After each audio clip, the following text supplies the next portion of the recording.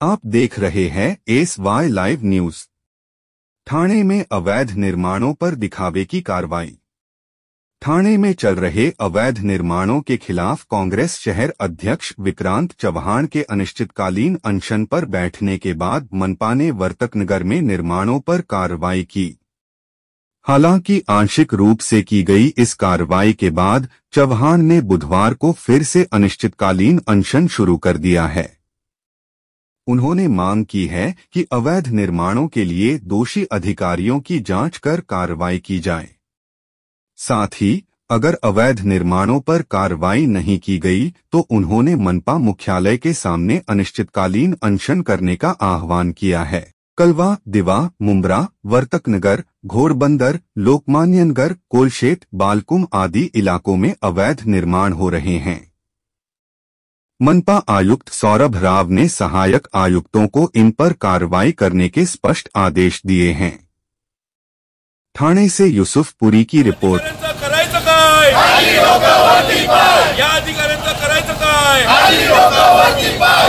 ठाणे महानगरपालिकेचा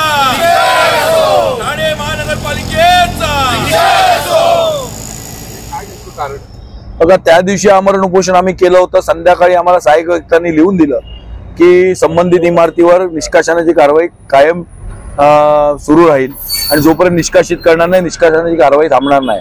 मात्र गेले 5-6 दिवस झाले उपोषण सोडल्यानंतर तिथे कोणी अद्याप गेलेलं नाही। आम्हाला गोळ लावलेला आहे आणि आता हे उपोषण आम्ही व्यापक बनवायचं ठरवलेलं आहे।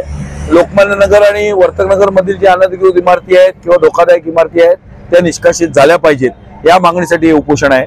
हे उपोषण आम्ही पुढे जाऊन 19 तारखेला महापालिकेच्या आयुक्तांसमोर आम्ही उपोषणाला बसणार आहोत। त्याच्यात आमची प्रमुख मागणी ही असेल, ज्या ज्या विभागाचे जे अधिकारी आहेत, MRTP कायद्याअंतर्गत सुप्रीम कोर्टाचे गाईडलाईन्स, शासनाचे GR याच्यामध्ये तरतूद केलेली आहे की अनधिकृत बांधकामांवर आळा कसा घालावा।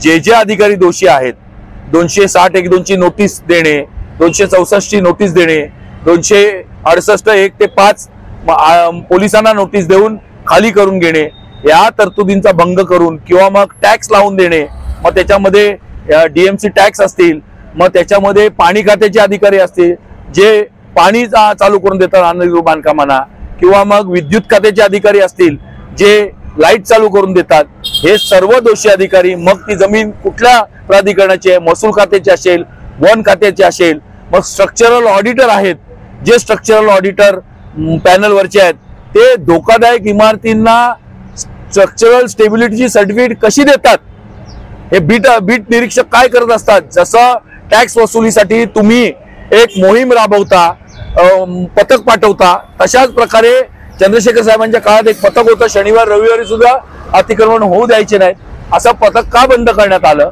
त्यामुळे या सगळ्यांची चौकशी करून हे जेवढे आहेत मग त्याच्यामध्ये सर्वच अधिकारी आले, मग सहाय्यक आयुक्त आले, DMC एन्क्रोचमेंट आला, DMC आला, त्यावेळेसचे AMC आले, या सगळ्यांची चौकशी करून त्याच्यानंतर हा जो माल येतो या अनधिकृत बिल्डिंगना हा कोण पाठवतं, याची GST भरली जाते का, याचा इन्कम टॅक्स भरला जातो का, हा पैसा बिल्डिंग बांधायला कोण आणतं, आयकर खातं काय चौकशी केली आहे, GST विभागाने काय चौकशी केली, या सर्व मागणीसाठी आणि या सर्व अधिकाऱ्यांना मोक्का लावा ही आमची मागणी आहे। आम्ही DCP ना सगळ्या पत्र देणार, आम्ही DGP ला पत्र देणार, आम्ही पोलीस अधिकाऱ्यांना पत्र देणार, CP ला।